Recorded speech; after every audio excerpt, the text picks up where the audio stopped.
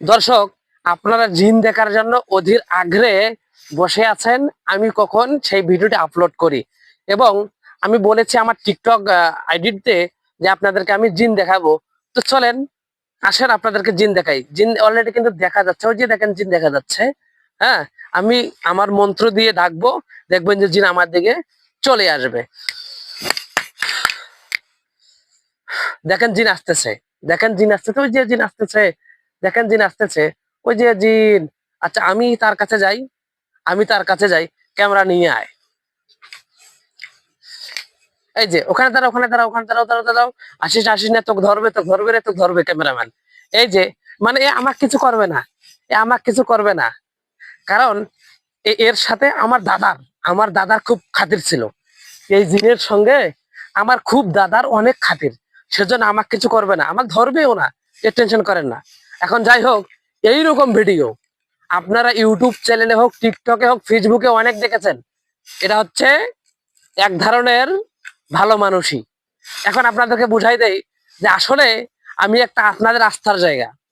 আপনারা যে টিকটকে, ইউটিউবে, ফেসবুকে এরকম ভিডিও অনেক দেখছেন যে আপনাদের জিন দেখাচ্ছে।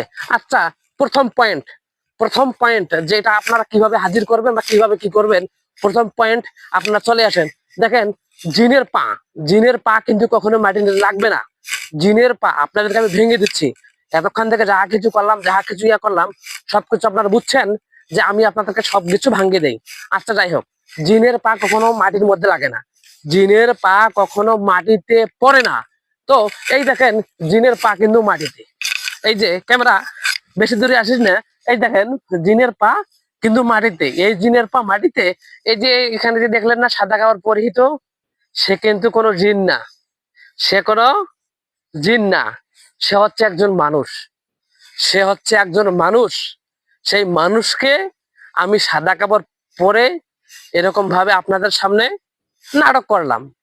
কারণ আপনারা অনলাইনে যখন এরকম ভিডিও দেখেন, তখন আপনাদের মনে হয় রে বাপরে বাপ, হ্যাঁ তো অনেক বড় কবিরাজ রে, বাপের বেড়া সাদ্দাম, বাপের বেড়া সাদ্দাম আপনারা মনে করেন যে সে অনেক বড় কবিরাজ।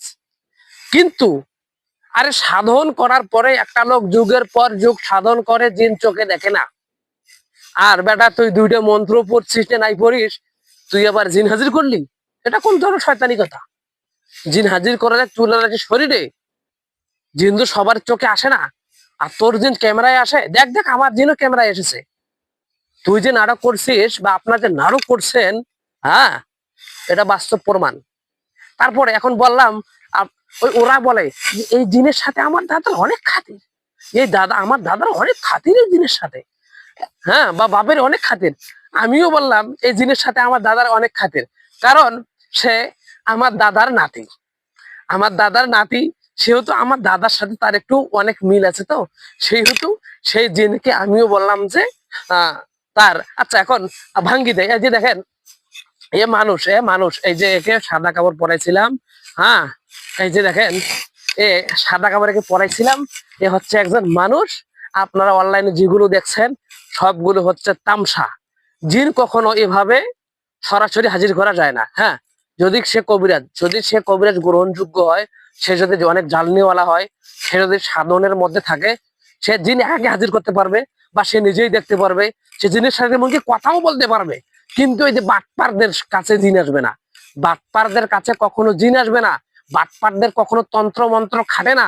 এটা আপনাদেরকে বিশ্বাস করতে হবে বা আপনাদেরকে বুঝতে হবে। জিন আসলেই হাজির করা যায়, তবে ক্যামেরার সামনে নয়।